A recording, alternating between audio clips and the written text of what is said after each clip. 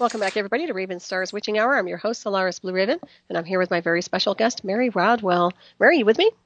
I'm with you. All right. And we touched a little bit on, I know you mentioned a little bit of the drawing that the children do. What about star charts? Do they actually do or draw big star maps? I believe a lot of those that have encounters are shown star maps, and some of them are actually, I think there's even some older generations that have drawn star maps. The Betty and Barney Hill, for example, story that a lot of people are familiar with, have actually done star maps and what have you. But what are some of the children telling me, like this 10-year-old said he came through a portal in the sun, is that we don't actually have a way of understanding where some of them are from, because at the moment we don't have enough knowledge of what our universe is. We're still very, very limited, so it would be pointless in some ways at the moment to even try and articulate that. I suspect that will be different when things change and we become more aware of who we are. And I think a lot of this information is held within the children and starseed adults. And I think that when things shift, that material will be made available to them, because you'll be ready to understand it then. You'll be ready to understand how it all works. And my sense is that it's all time locked. That makes sense. Almost like cellular memory or DNA activation to some degree. Yeah, makes a lot of sense. Do they ever talk about communication with animals? Absolutely.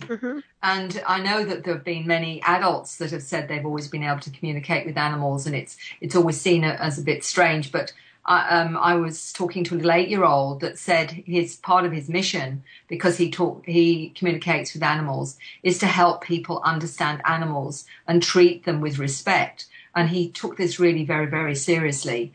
So, the children, I think, that are able to be telepathic, and believe me, many of them now are accessing this, is that they're able also to link in with the animal consciousness, if you like, and have an understanding of what different species and different types of animals are feeling and thinking. So why should this be really so hard for us to understand? I think when we open up, our consciousness, we're linking into everything. I so agree with you on that. And was there ever any talk about animals being taken off planet or relocated off world? I haven't heard that. Okay. I do think, though, when we talk about Noah's Ark and, he had out all the animals 2 by 2, I suspect that was a spacecraft, and I expect it was all genetic material from all the animals rather than, what we see as a... But that's my own private theory here. Oh, that's a good one, yeah. I suspect that if there is going to be major changes on this planet, and I know that many of these different species and intelligences have been collecting a lot of genetic material, not only from humans, but also everything else on this planet. So I suspect it would be stored in different places. And one gentleman did say to me that he was aware on a huge craft of 32 miles long that he was shown that there were containers full of different genetic material, and he was told that they go and seed other planets. So they go through into other universes and they seed other planets with this different, genetic material and DNA. Well, that's fascinating. Well, it's interesting to me because I've always, and I don't call it really a theory, but when I think about different frequencies and different planets, I would suspect if they were to do something like that on another planet, the vibration and the consciousness would be totally different than the programming that we've been subjected to here on this planet, where it's been century after century, versus a very clean, new planet, with a whole sphere of pure energy and none of the programming. I think you're absolutely right. And one of the reasons why I connect to that is that many of those that see themselves as starseeds, as dual consciousness, have real difficulty bringing their frequency into the denseness of a human container. And they will say, I've never felt comfortable in my body. I've never really been able to feel like I'm integrated and belong to it, and what have you. And it does make me wonder where some of these syndromes that we have now, like anorexia and whatever, whether or not they're tapping more into that starseed heritage where, they are different. And that's why they don't relate to their physical body and don't want to be part of it. I've got no idea whether that's true or not, but this constant complaint of struggling with the density of this planet because they know something far lighter and far finer in terms of frequency from where they're from. Right. That makes perfect sense to me. Well, it's all light body. And of course, that's what a lot of people work on while they're here on the spiritual path is the light body. Yes.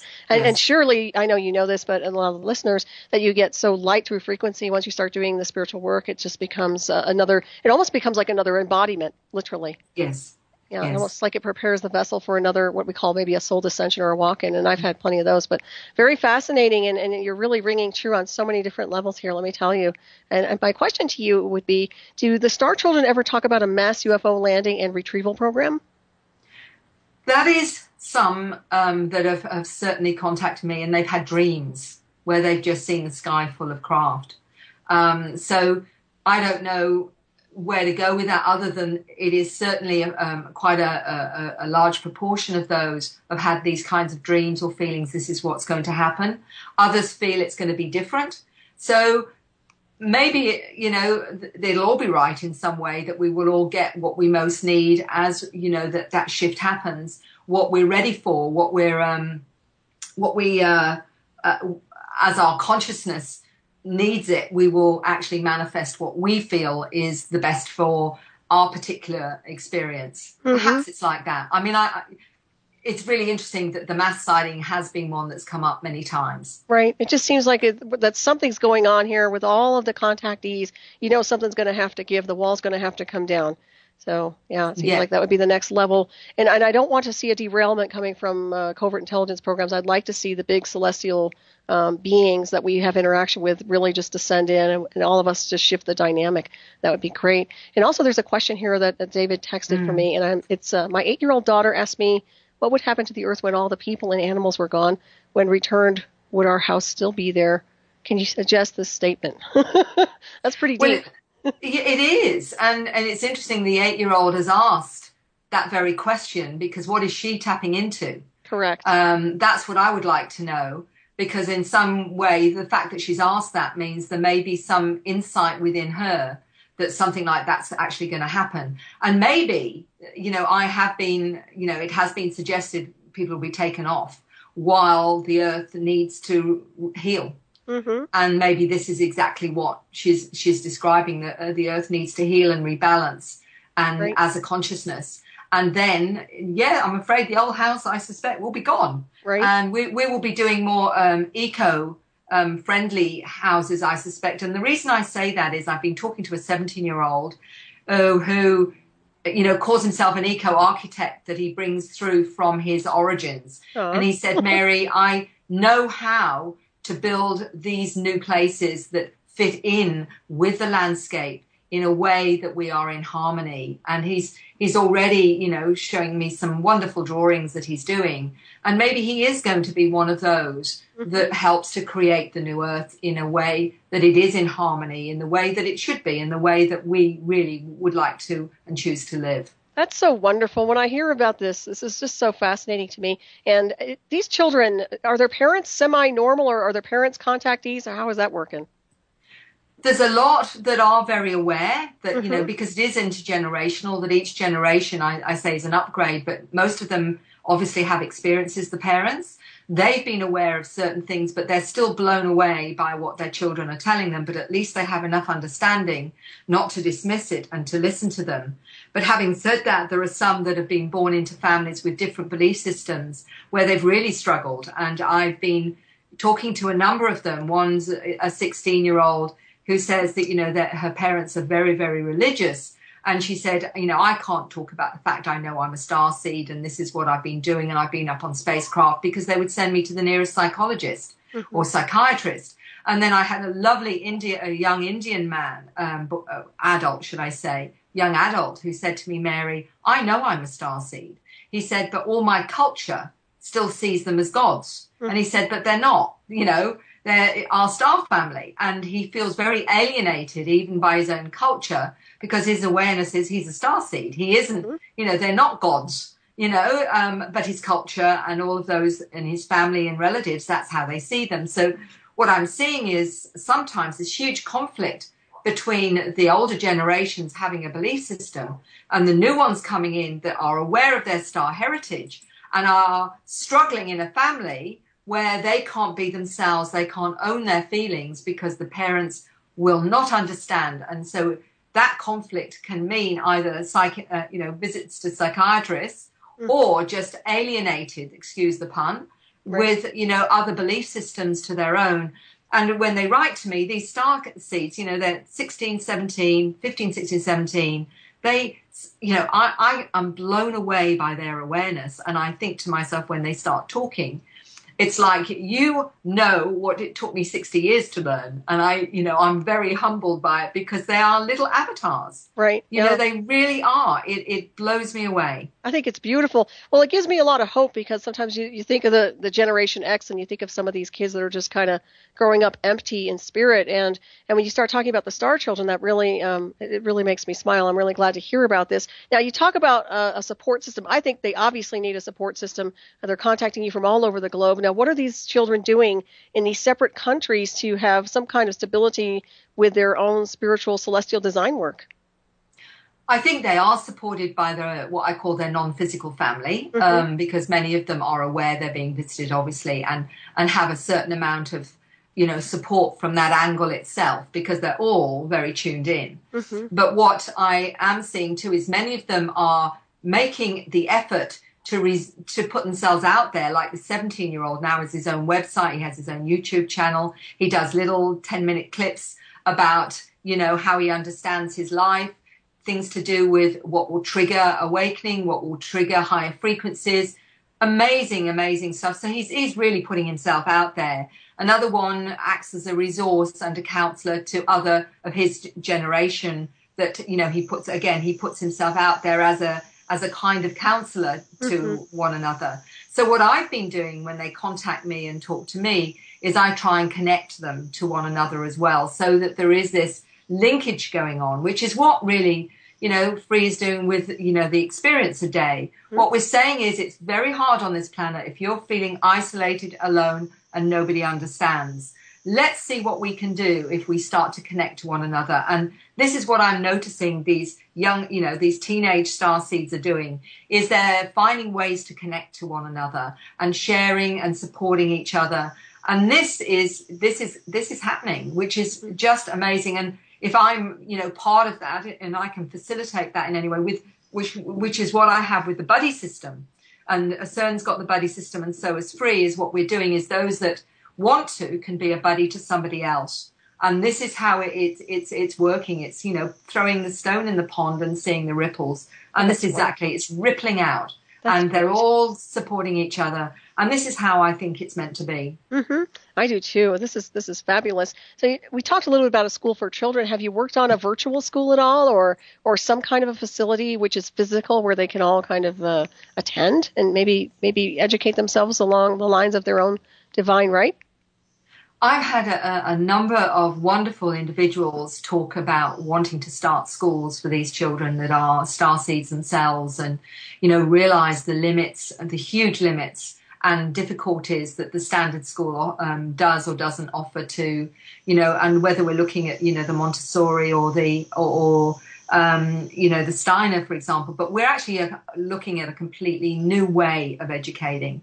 And I have even talked about this as having an awakening center where I am, where we will have something particularly geared to the children, where we can assist them to teach us how they need to be supported to do what they've come here to do. Because it's actually going to be the reverse of what we think. We won't be telling them what to do. They will be telling us how they need us to be to help them become all they want to be. And this is how I see this new education, is we've got to start listening to the children. And the biggest compliment I ever got was from a 9-year-old who didn't speak English. So she came through an interpreter and she said to the interpreter to tell Mary that she's got big ears. And I remember asking and saying, well, I thought they were all right, and she said, no, you misunderstand. What she's saying is Mary listens, but most adults don't.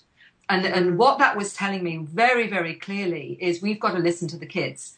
And, we've got to realize they've got a whole new program. They know what they're here to do, but they still need support. So the new school is going to be about honoring their awareness and letting them and giving them the space and the acceptance and respect they need to be all they can be. Bringing back to the 16-year-old that I spoke to that struggled with going to school, to the point where he said to me, everyone was saying, get in the, our reality, and, you're fantasizing, you live in this world where you think all this is going on. And he said, and I was 10 or 11, he said at the time, and I thought, well, maybe that's what I've got to do. I've got to leave that behind and try and exist in their world. He said, Mary, I got so depressed living in their world that I actually wanted to take my life. And he said, so I thought to myself, well, if I stay in this reality that they want me to, I don't want to be here. So I'm going to go back to the reality that I know feeds my soul. Mm-hmm. And when he did that, he said, it all changed again. He said, but the problem was I would go to school. And he says, and what they don't realize about us star seeds is, he said, I would go, and everything that was going on in the class with people with their emotions, if they'd had a bad time with their parents the night before, I would know exactly what had happened to them, what they felt like, and how painful that was. He said, it was so painful for me, Mary. I just couldn't go to school anymore because it was excruciatingly painful. Mm. So, we've got to understand that they are tapping in to so much more information and awareness than we are, mm-hmm. that they can't cope in environments like that. So we've got to now provide environments where they can help to support each other and understand what's going on and use their abilities to actually create the healing harmony, which is what a lot of them are able to do, given the opportunities to do so. Right, yeah. We need a complete flip-flop and reverse with school systems as they are. They're like prisons now. They're totally shutting down and switching off the DNA and just not healthy. Exactly. Yeah, and then, of course, that's been going on for far too long, if you ask me. Can you imagine a world if we grew up in a world where it was always supportive of our spiritual design? My goodness. Well, I think, even look at something like bullying, which he experienced and was so painful for him. If children are aware that when they say certain comments to somebody else, how that impacts on that person mm-hmm. emotionally and psychologically, if they had full awareness of that, they wouldn't do it. Right. They wouldn't do it. It's because they don't understand the power of the spoken word and the frequency and what that does to someone on many different levels. And we've all had that where someone's been really negative, and school kids can be really cruel because they don't understand. Right. They don't understand what they're actually doing. They just are feeling maybe a bit upset one day. Maybe they'd had a bad time at home and they're venting without realizing by venting that way what damage is actually going on when they do that. Mm-hmm. Exactly. Yeah. Sometimes I wonder if they're not just plain desensitized to everything around them in this world. I think that the internet can be kind of like that, where there's a screen where you can just kind of go and rant on to people, but at the same time, it feels like a safe zone because they don't feel like they're impacting, but still, it's still negative transmission any way you look at it. It is. Yes. Yeah, it needs to be under control without a doubt. For certain. But I like the idea of the school. I think that's wonderful. I'd love to see that in motion, and I really hope you do pursue that. That's going to be really awesome. Get that thing rolling. Well, I think it would be wonderful because I am getting various individuals, some of them are teachers, and some of those are educators of different kinds, who are saying, we've got to change it all, Mary. And I'm saying, yeah, we've got to turn it on its head. How we manifest that, we're going to have to ask the angels for that one. But I'm sure that if that is the way we're to go, then we will be assisted to do it. I am a firm believer of that, that if we're on track, then somehow or other this will manifest. I agree. And I think we are on track. There's just a lot of resistance coming from what I call that dysfunctional patterning, but hopefully that'll all break away. Now, your primary research was it seems like it's based on children, yet you still work with adults, right? Oh, look, it all started with the adults. Mm-hmm. But what a lot of people don't realize with encounters is it's an intergenerational, and that it's often a family affair. Mm-hmm. Even if not always, everyone in the family is awake to what's going on. And there are those that aren't ready to wake up, and they may be the partner, or they may be, somebody, I'll say, with their siblings. Do any of your siblings have similar experiences? Sometimes they'll say, yes, one of them, but not the other one. It doesn't mean that the other one isn't having something go on, but they may not be ready to wake up to it. Mm-hmm. But you will certainly get sometimes a whole family. In fact, I've just finished an article of a whole family having experiences. So it's the adults that write to me about their children. Mm-hmm. So, like, this article that I've just done, where I've got a 7-year-old that talks about going up on craft and learning things and where she's taken. The older one saying he goes to his, often to, he knows where he's from, he knows his origins, for example. Mm-hmm. What I'm finding with that is that the adults write to me, they tell me about the children, and then I have a chance sometimes to talk to the children themselves over Skype and what have you, or they'll come and bring their children to see me, where I live, for example. And what was fascinating to me, and I know that you'll find this interesting, Solaris, was one of the young 9-year-olds that I spoke to in the last few months. I said to him, because he told his parent, I want to talk to Mary, because he'd obviously heard a little bit about what I'd been talking about and all the rest of it. And his parent agreed to that. And I said to him, why is it, how is it that you, felt okay to actually talk to me? He said, it's because of your frequency. You're the right frequency. Aw, that's great. It wasn't my picture. It wasn't what I was wearing. It wasn't even what I was saying. It was my frequency. That is really interesting, isn't it? Mm-hmm. Yeah, very deep. I mean, you're talking about very old souls. Oh, absolutely. Ancient. Yeah, Yes. that's really wonderful. And of course, now you kind of made a point to say this is across the world. This isn't in one location on the map where this is going on. Well, that is absolutely right. And I mean, the indigenous peoples already know about this. They know what's going on. They have their own way of understanding it, which is perfectly fine as far as I'm concerned. The mantis being in Australia is called the mamu, the one who teaches. I mean, in the Xhosa, they talk about the mantis as being the one who teaches. So they already know about a lot of these different intelligences and what have you. But in terms of the Western mind and what we're putting out, such as yourself and myself, I am talking about something for a lot of people that's very confronting. Not only is our encounters real, but, these are upgrades of children that are having this awareness. And what's fascinating to me is the resonance to that information from people all over the globe, despite the fact that English may not be their first language. And when one of the recent ones was from Kenya. And he, luckily, obviously, it's his second language. And he was telling me about an amazing young boy who apparently, through the links that he gave me, and I think it's on my website, certainly in my newsletter, where he said this dead tree, this child picked up this dead tree and reanimated it.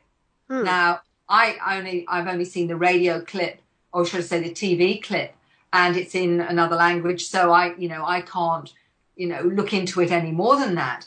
But this was really fascinating to me because in India too, I've been, sent links to India where there's these new so-called psychic children, which are able to read a book in the space of a couple of minutes, that are able to do, a Rubik's Cube blindfolded, and can do this, put this Rubik's Cube to how it should be in the space of a couple of minutes. And it's on telly, and they call them psychic kids. Kids that can read with various parts of their body. They can tell you what you're wearing with their eyes blindfolded, but they just call them psychic kids. So, all I'm seeing is there it is. They're giving them different names, but they're the new kids. Right. They're the new kids coming in. So I think what's fascinating is getting, letters from Uruguay or Brazil or, Poland or, Japan. And I've just written actually an article on a lady who had encounters post-war Japan, who's written to me, who's a celebrated violinist, for example. And she said she's had experiences all through her life. And it's the experiences that encouraged her to be the wonderful musician that she is now.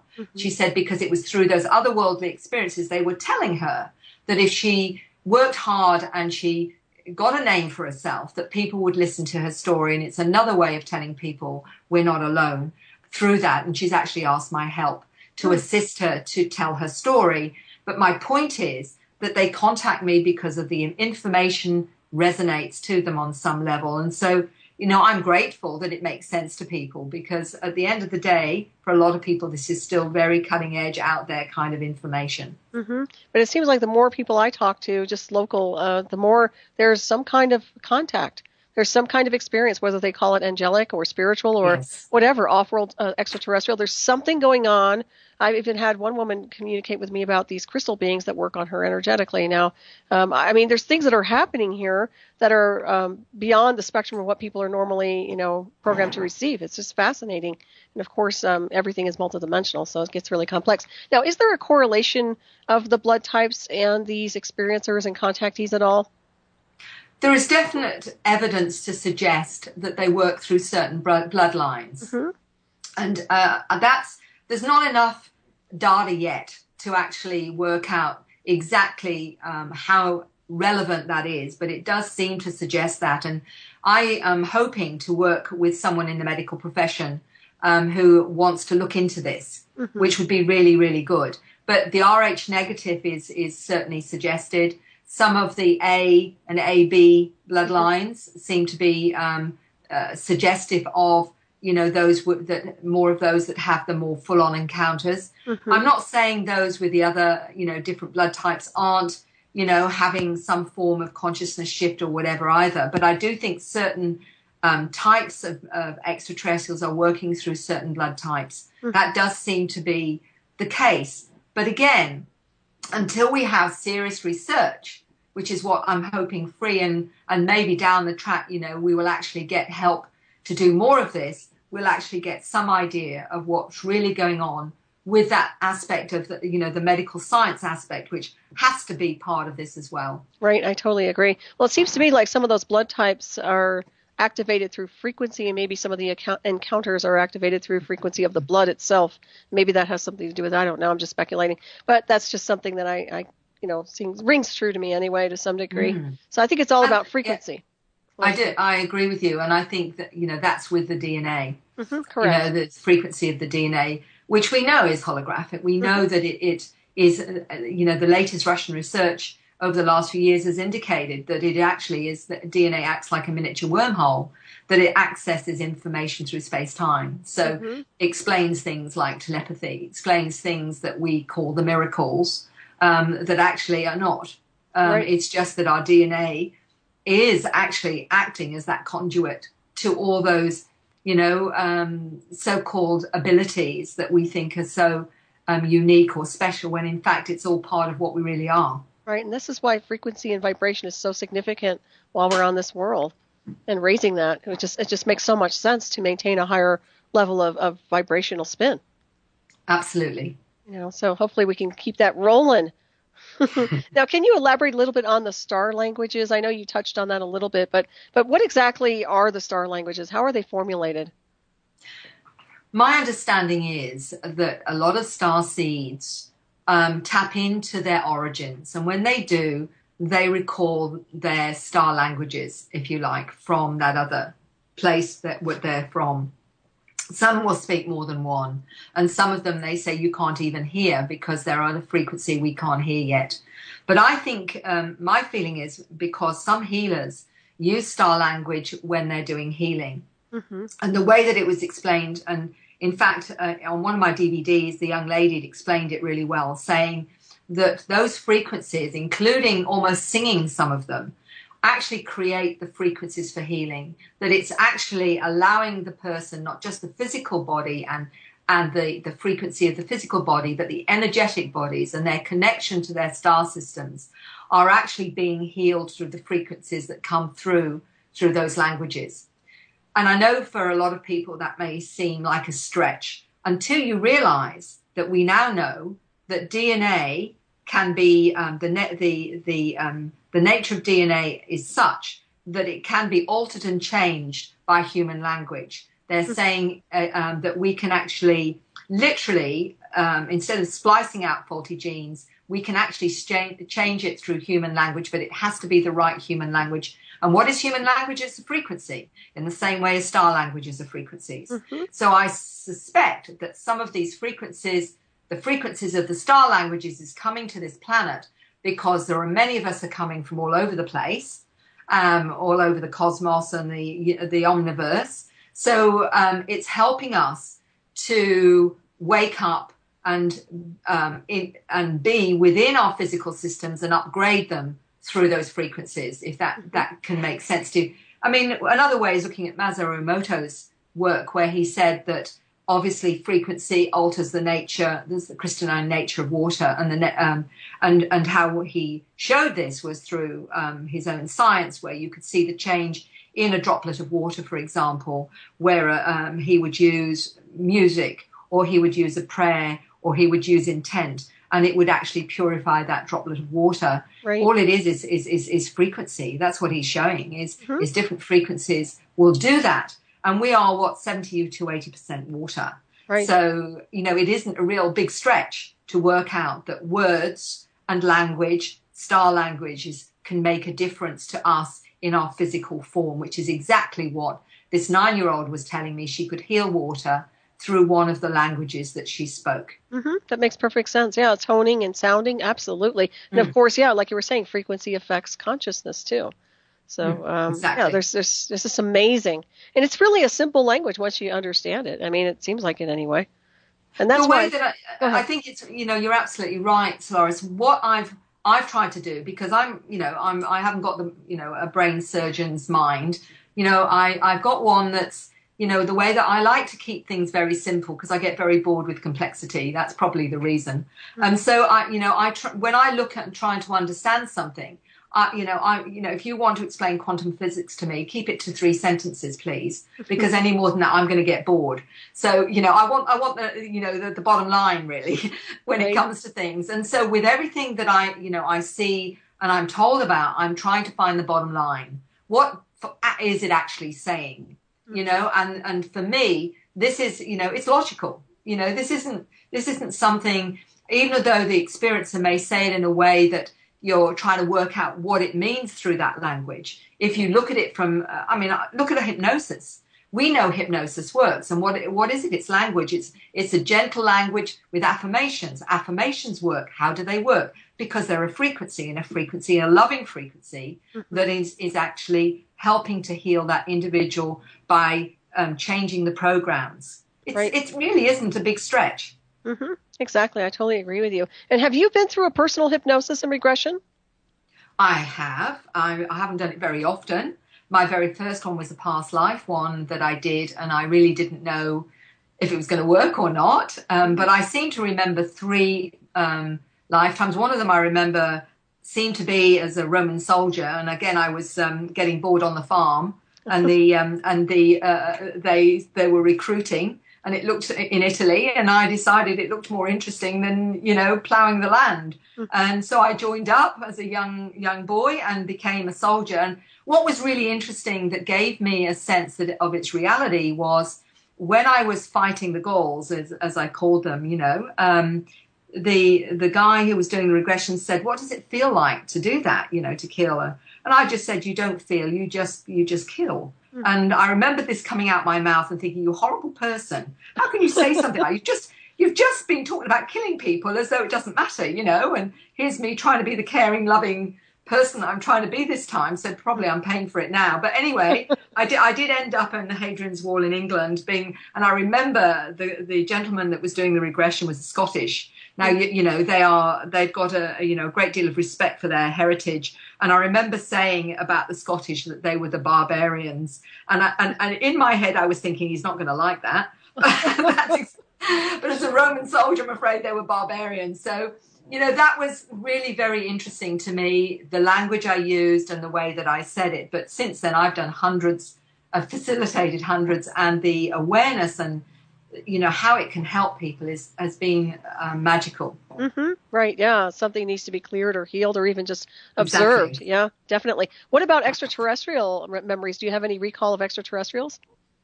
Actually, I haven't gone back in my own self to see what I connect to. Although I always had a kind of fondness for the Arcturians for some reason. Nice. Yeah. Okay. That's good. I've got a really interesting picture that Tracy Taylor drew of me once, and she said, "You're looking very different, Mary, to me at this moment." And I said, "Can you tell me?" She said, "No, it's too unusual." She said, "I'll have to draw it," which she has done. And I certainly don't look human in that one. Nice. So maybe on the quiet, I'll send you that one. Yeah. But, in many go back to lifetimes where they'll see their planet of origin. They will see themselves as all different types of beings, which sometimes can be quite confronting, because it may not be, you know, an angelic looking one, and maybe looking not so pretty, and they're not too sure about that. But it's something that they've wanted to understand about themselves because they felt different. And sometimes it happens spontaneously as well, because my daughter, who's a naturopath, was looking for the origin of a particular issue for this lady, and this lady went spontaneously into a lifetime where she was seeing herself as a reptilian. And she came out of it and said, how the hell can I go to something where I'm seeing myself like that? And this is when my daughter said, I think you need to see my mum. So it was, wow. Because she says, Mum, I can't get away from it, can I? She goes. And I said, well, Michaela, you're my daughter, you know. It's sort of part of the deal, you know. Oh, that's awesome. Well, I'm a firm believer in when you shift your frequency, you'll change your appearance, just like shape-shifting or anything else. So when people start modulating and changing their vibrational spin and frequency, to me, it would sound like the soul extensions and other aspects of who they are on a multidimensional universal level would connect in and change their appearance, so to speak. Yeah, I think that's what it's showing us, and why so many people want to do these kinds of things like hypnosis and regression. Something is driving them to seek more understanding and making sense of their lives. And I mean, let's face it, this is still a fairly new phenomenon, people going and doing hypnosis for these kinds of things. This is really something. It's a new movement that's happened over the last 20 or 30 years. It's not something you heard about, you know, in the 40s or early 50s, did you? Right, exactly. So it's like something's getting us to and initiating this desire to find out more from our subconscious, superconscious. Exactly. Do you think they actually did any kind of hypnosis back? Is there any record of anything with extraterrestrials and hypnosis before 20 or 30 years ago? Oh, look, you know, when Dolores Cannon started, I think she was starting where people were going back into past lives, I think, and that was all still very, very new, you know, in the 60s. And I'm not sure when she started, whether it was late 50s or early 60s or whatever. So she was very much a pioneer of this kind of thing. And maybe there were some people on the quiet that did it. You know, the Christos method was one that came up. When I was in the 70s, I think, or early 80s, around that time, where they were doing these kinds of creative journalings, which were tapping into past lives in that kind of trance state or whatever. What we were doing, I think, was exploring the whole gamut. And I know one of the things that really got me interested was Psychic Discoveries Behind the Iron Curtain, which was a book that came out, I think, in the 70s. And I was blown away with what the Russians were doing, with a whole load of research into the psychic phenomena, remote viewing, telepathy, going into what hypnosis can do. And what was fascinating in there was they were discovering when they hypnotized somebody and told them that they were really good at art and drawing and painting, some of these people, when they came out of it, were producing some incredible artwork, some of it almost good enough to be in art galleries. Awesome. And that blew my mind. I thought, how amazing. We don't even know what our potential is. Right. They insert a program and then they run with it. Yeah, absolutely. Well, it's fascinating. Well, I believe the mind and the brain actually is a supercomputer, without a doubt. You know, when you look at it, the technology behind it, the natural technology and wiring, so to speak, it's fascinating. Yeah, this is so interesting. Now, if people want to get in touch with you, the best way to do that would be through your website. Absolutely. Just Google Mary Rodwell and up comes my website. I am on YouTube now, and I also finally created and gone into this Facebook nightmare. I know. I'm probably going to have to do without sleep now I'm going to cut down my sleep for a couple of hours. But the reason I've done it primarily is it's about networking and it's about sharing information. Right. And, you know, that's the only way that's what the internet's for. It's for us all to connect. And so this is the way that I feel driven, if you like, is to get as much information out there, and then at least you're giving people an opportunity to work things out for themselves, because that's the big picture, isn't it? Is, you know, providing the information there that may be helpful to them. Oh, absolutely. So, yeah. There's lots of ways of contacting me. So yeah, my website's primarily the best way to go. And also I have a free subscription to my newsletter. So anyone who wants the newsletter every couple of months to see what I'm up to, that's available to you as a free subscription. So, you know, the information is multi-level. Of course, you're doing an amazing job, Solaris, aren't you? Oh, well, because thank you. you're on target, getting this information from all levels out to people, and I really want to honor that and say, that is such a wonderful, important task that you're doing. Well, thank you. And likewise, I want to honor you too. I appreciate what you're doing as well. This is huge. I mean, it needs to be out there and we need to set it in motion. So I'm very, very happy. And also your book is on Amazon.com, right? Absolutely. And also on my website. There's also an ebook. If people, want the ebook, it's obviously more available for some financially for that. And all I will say to those in Australia, if your finances are limited, go to the library. You can order the book from the library as well, and you won't have to pay, a brass razoo for that. Any way that you can access the information if you need it. Excellent. So what makes a star kid or even a star being, a star person, stand out among other people? Well, for those that are aware like yourself, I bet you can pick them in when you go into a room. Right, I certainly can. Because energetically and the children, you just look at some of these children and they are aware. You look at them and they've got you sussed. But the other thing is the questionnaire. If you want to find out whether this is relevant to you, and you don't necessarily have had to see a UFO or feel like, you've had an abduction, because there's only a percentage of those that go through that kind of wake-up call. For many others, it's a lot more gentle. It's a lot more subtle. It's about feeling different, feeling you've come here with something to do. You may feel forever watched and observed. You may feel you have knowledge that you haven't consciously learned. You may just know things, as I say, and be aware that you know things. The feeling of going out of body sometimes. All these kinds of indicators are on the questionnaire that's on the website. So have a look and see how much that resonates with you, because that is a really good indicator of whether or not you're a starseed. Absolutely. And what about male versus female? Is there a specific sex that's more dominant insofar as this contactee experience goes? Oh, I think it's right across the board. Is it? But the only difference will be is that the male gender may struggle more to accept that other side of themselves, whereas women are more inclined to be open to the intuitive side of themselves and, what I call it, accept that aspect of themselves a little bit more easily, whereas I think for guys it's a lot harder to accept they're like this or they have this going on because of the whole, macho kind of scenario that many have to deal with.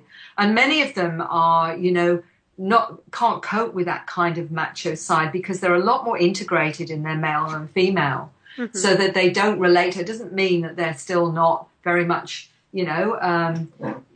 standard normals, if you like. And I'm not saying that, I think there's a lot more androgyny going on, right. because they're coming in a lot more balance. So, I'm finding that's very much the case with many of them. The starseeds there are coming in with less of that distinct polarity in terms of the gender. And have you noticed, it seems to me like the society in general is kind of shifting into that kind of a gender too, kind of in between the spaces? I think so. And when and they are quite happy to be open to this nurturing, more gentle, feminine side of themselves as well, and they're not afraid to be all of those things, and yet they're still very much in the male gender as well. But I am seeing that in the new generations, and I do see that shift. Right. I'm seeing it even in my own grandsons. There's a gentleness there to them as well, which I find really fascinating. There isn't that kind of straight in there with what can I mallet first or whatever. There is that more of a gentleness around them. But they're all coming in with their own journeys with their families, and so they're going to have their challenges in different ways, aren't they? Right, exactly. Now, some of the people that you've done regression on, have they been military abductions? Some, yes. Okay, and did they have screen memories? Some of them certainly did. One of the ones that I will mention here is Nayara Isley, who has had my lab, and she's written a book. I'm just trying to remember, Out of the Shadows into the Light, I think. Right. She's been on my show. With that. Nayara's beautiful. She already knows that she came in to experience that so that she could expose it.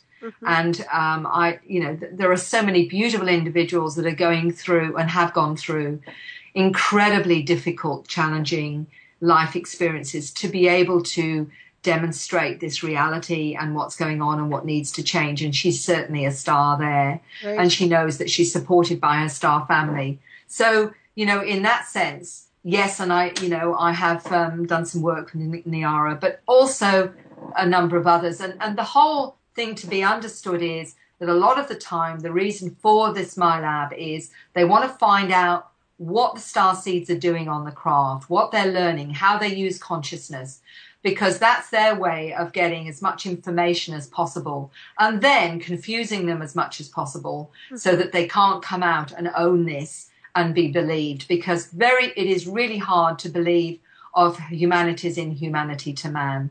Most of us would much rather have, the evil alien scenario where it's all the baddies are out there and we're, and we're, the ones that are the love and light. Well, I'm sorry to say that isn't the case. And we have to accept there's a self-serving darker side to humanity. And hard as that is to believe, and I know a lot of researchers really struggle with that, and I certainly did, to understand there are these darker agendas. And, to just get real and to realize that that's the case and not necessarily just soak yourself in it, but to be at least informed. Absolutely. I very much agree. And how long did the sessions last? How many hours? Oh, sometimes they're not very long at all. I usually do a session within a couple of hours. Nice. And sometimes that's actually all that's needed for someone who's got certain issues or whatever. It depends on whether they've had hypnosis before and how their trust issues as well, because they've had some difficult times may take some time to get used to the process and get used to the whole going into trance. If they've never done relaxation or meditation, it may take them a bit longer to work out how it all works. Sometimes it may be as many as 3 hours. I spend quite a bit of time just consciously talking so that we get a sense of one another and they get a sense of me, so that when the time comes, then they know how I work, how it's going to unfold. So there's a lot of work going on from that very conscious level before we actually go into the process. But I will say that usually it works extremely well. There's very few that it hasn't worked for. And I think they just come because they're ready. Right. Yeah, I agree with you on that one. Have you ever come across contactees who sleepwalk? Yes, and I'm wondering whether, in fact, some of that is sleepwalking or whether or not they're just getting ready to be picked up. Because, there is a bit of that going on. I mean, if it's been very traumatic, then yes, they can sleepwalk. But I think sometimes they're being called to a place within the house or they're being called outside. Mind you, some of them are actually taken through solid objects anyway. So it depends on perhaps the intelligence is working with them, how they may or may not be picked up. Right, that makes a lot of sense. I was curious about that because I've come across a lot of people who have a connection to sleepwalking in association with contactees. So I thought that was very fascinating in general. Yeah. Well, it may be how they've been put down again as well as they wake up, because some have found themselves outside with all the doors locked.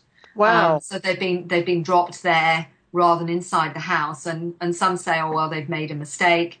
Maybe or maybe not. Maybe they've just put them there because they want them to question and to realize that they can't dismiss this and maybe they need to look into it. So I'm not really sure why that will be sometimes, but I suspect there may be some of that there, is getting people to question, just like some wake up with their night clothes inside out or their night clothes in a funny place where they don't remember taking them off and putting them, for example. And that's another way of saying, you know what? Something strange has happened. Are you going to take notice? Exactly. Be interesting to set up some kind of a camera, like at night, to see what happens.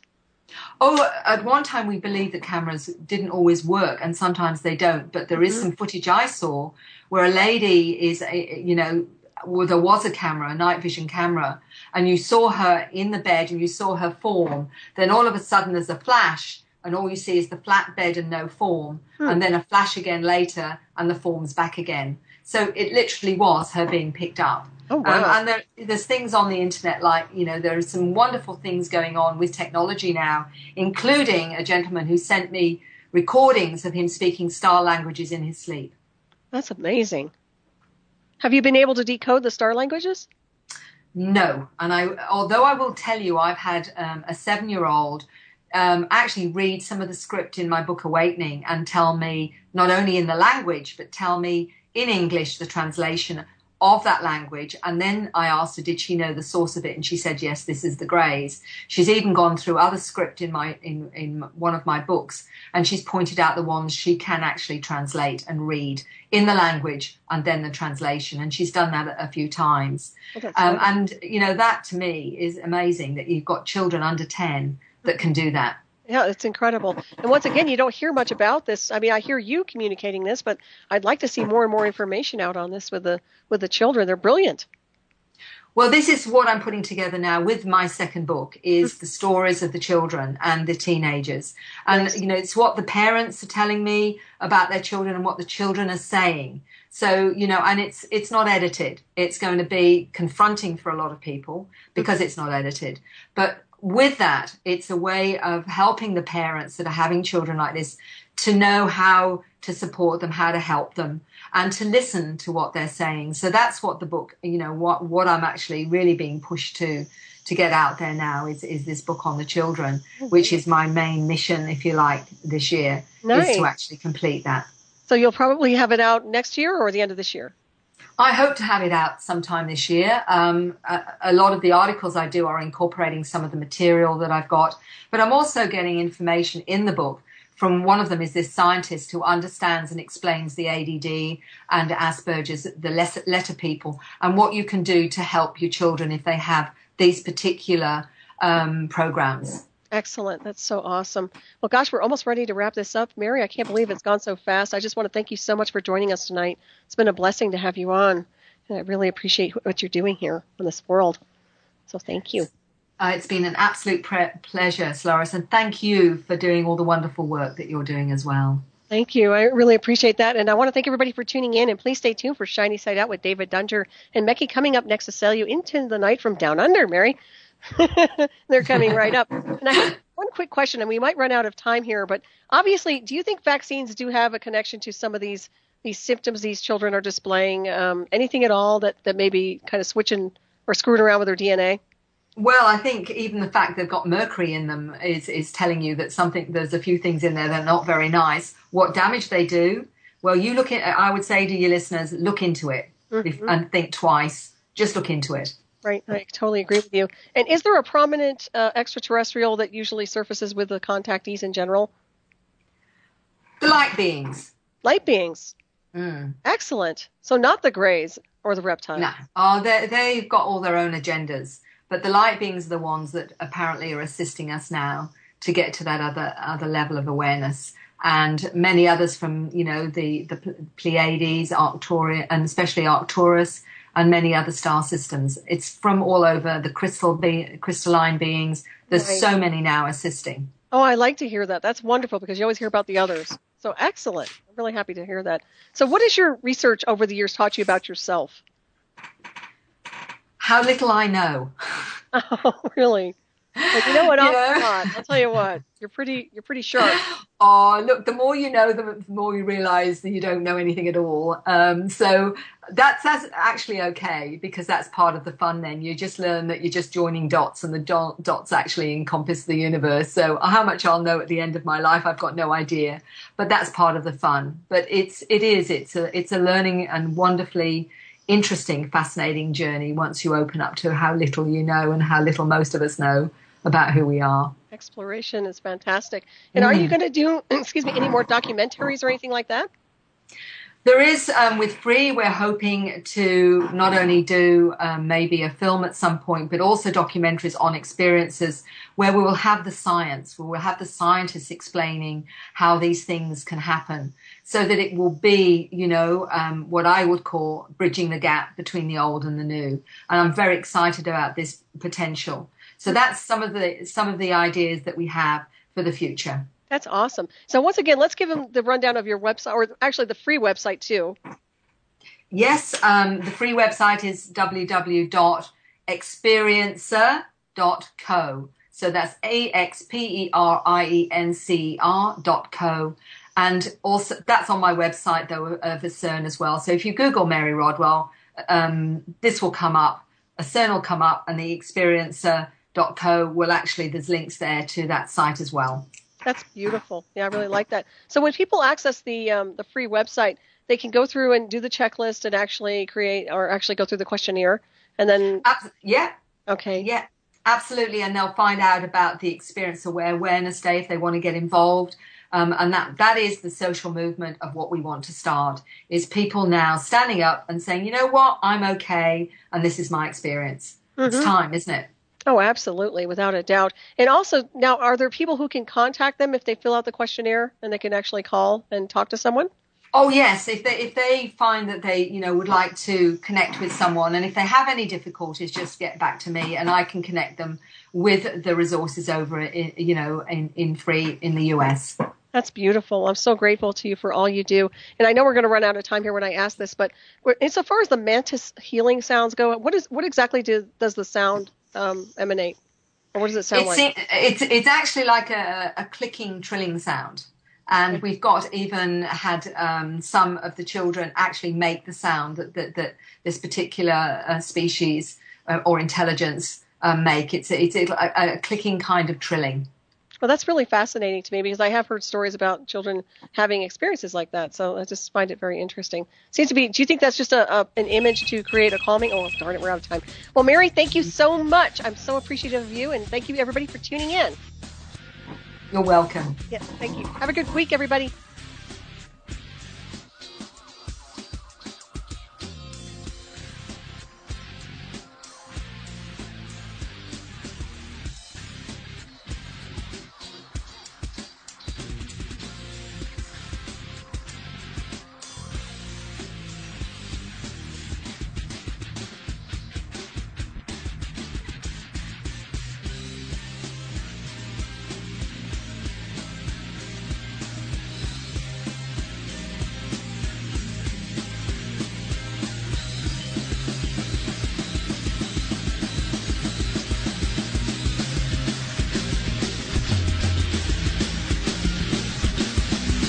Thank you for listening to Revolution.